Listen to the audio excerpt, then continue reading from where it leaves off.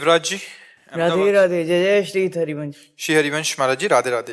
महाराज जी, दिनचर्या और नियमावली बनाना तो आसान सा लगता है, परंतु उसे आचरण में लाना बहुत मुश्किल, बहुत प्रमाद आलस्य भी हो जाता है, शायद क्योंकि अभी इतनी विकलता नहीं है भगवत प्राप्ति की। हाँ, विकलता नहीं भगवत प्राप्ति की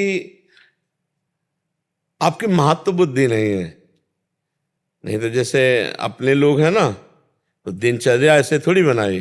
जैसे आज की तुम्हें बता रहे हैं, 12 बजे रात्रि के नेत्र खुले तो लगा अब तो 1 घंटा केवल रह गया। हम 1 बजे शौच स्नान को जाते हैं, कहीं लेट गए तो सो जाएंगे, तो सोफा में बैठ गए शांत। 1 घंटा पहले से तैयारी है कि हमको स्नान जाना है, 1 बजे स्नान, क्योंकि 2 बजे तो रोड में उतर आते हैं। आज भी वही अभ्यास है जो बचपन का था। हमने बचपन में सर्दी में कभी कंबल नहीं ओढ़ा, इसी बात से कि हमारी दिनचर्या बिगड़ जाएगी। घंटे 2 घंटे ऐसे मार्किन के कपड़े से ऐसे फिर उठ के बैठ गए। भजन ऐसे थोड़ी, रात दिन एक करके भजन, भूख प्यास, गर्मी सर्दी बरसात, सब कोई वस्तु हासिल करने के लिए, मतलब ये जगत की वस्तु हासिल करने के लिए कितनी मेहनत कर, फिर जगदीश को हासिल करने के लिए। तो दिनचर्या में जब महत्व बुद्धि होगी तब उठ जाएगी। शरीर की स्थिति ठीक नहीं, फिर भी नहीं मानते। हमारे अनंत जन्मों के प्यारे भगवान से मिलने का अवसर आया है, अब हम चूकेंगे नहीं। अव्यक्त भगवान जब जानते हैं कि ये मुझको देखा नहीं फिर भी मेरे से प्यार कर रहा है, इसलिए भगवान विशेष कृपा उस पर करते हैं। नाम जप का, नियमावली का ऐसा सुन रखो कि हमने कभी अलार्म नहीं रखा, अलार्म वाला सिस्टम कभी नहीं रखा। दिमाग का अलार्म ऐसा चलता रहा है कि 5 मिनट ऊपर नीचे की बात नहीं कह सकते। नहीं कभी ऐसी, कभी 102 बुखार, किडनी फेल, चलने की हिम्मत नहीं। हमें पकड़ो, हमें ले चलो, हमें पकड़ के लेना, हमारी जो नियमावली हमें कराओ। अगर हम 4 राउंड घूमते हैं तो हम नहीं चल पा रहे तो व्हील चेयर में बैठा लो, हमें 4 राउंड घुमाओ।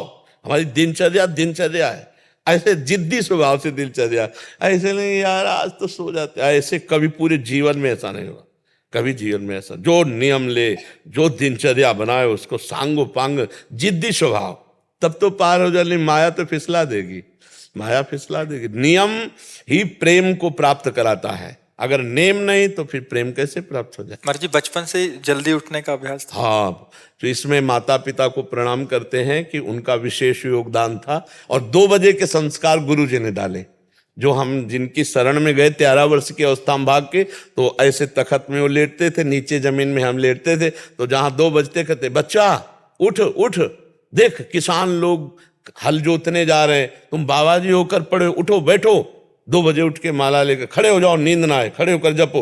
वो बैठे जप रहे हो जा, थोड़ा सा जहाँ प्रकाश जैसा हुआ तो फिर गंगा स्नान आदि के लिए, क्योंकि बहुत 2 बजे अंधेरे में कहीं सांप बिछे तो ऐसे। महाराज जी, 13-14 साल की अवस्था में तो ऐसा लगता है कि हम भी खेलें कूदें, तो आपके मन में हमें नहीं आया कभी, भगवान की कृपा से हमें दोस्त बनाना नहीं आया, कभी खेलना नहीं आया।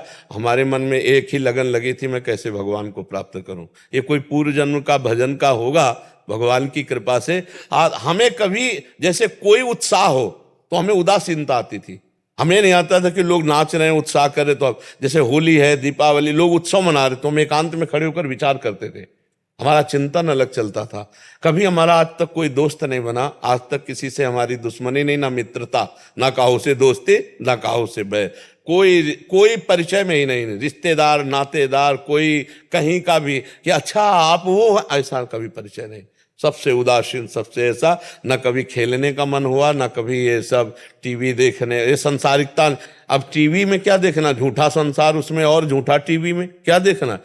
जितने नाटक हैं, जितनी फिल्में हैं, सब झूठी ही तो है, क्या देखना है।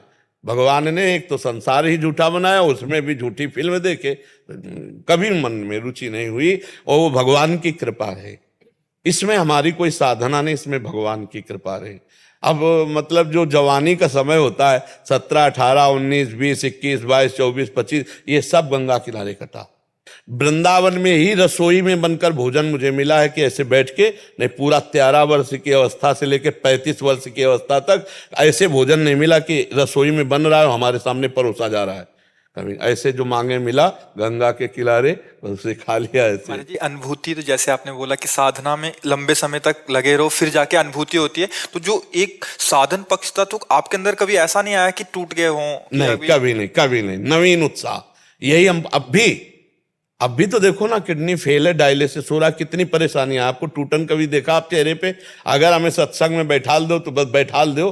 अब चाहे बुखार हो चाहे जो कुछ है, जब तक तुम घड़ी नहीं दिखाओगे तब तक सत्संग नहीं रुकेगा, भगवत चर्चा। ये पूरे जीवन का रहा है, हर कष्ट में कई कई दिन, मतलब काशी में तो 7-7 दिन हो गए भोजन नहीं मिले, 7-7 दिन।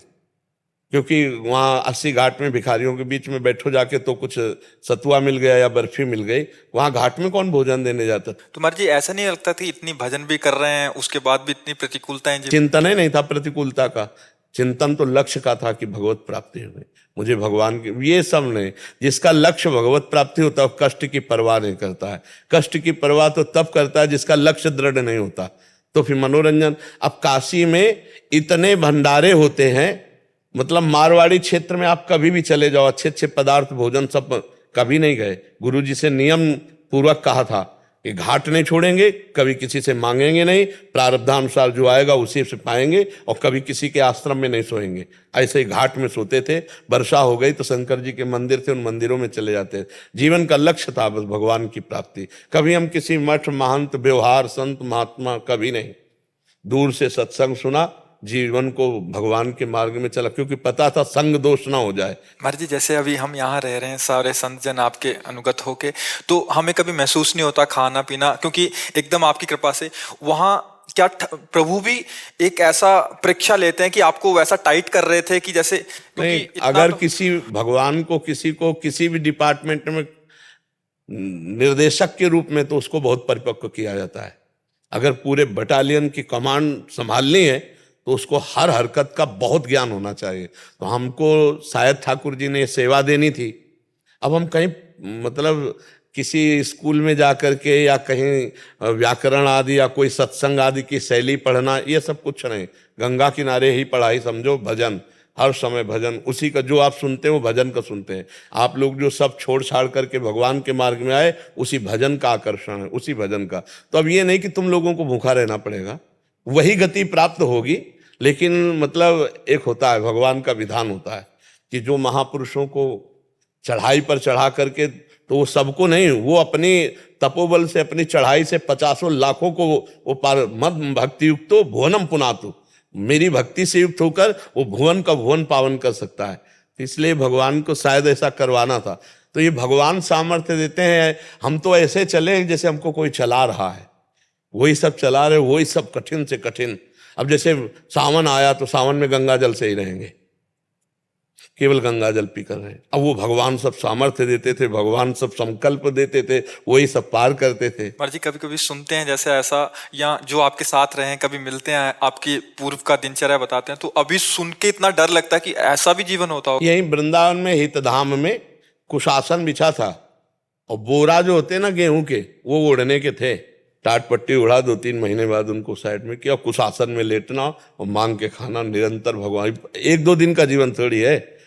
अब मान लो 55-56 की आयु तो हो ही गई, और बचपन से पूरा, अब जो जीवन है वो जरूरत थी इस बात की।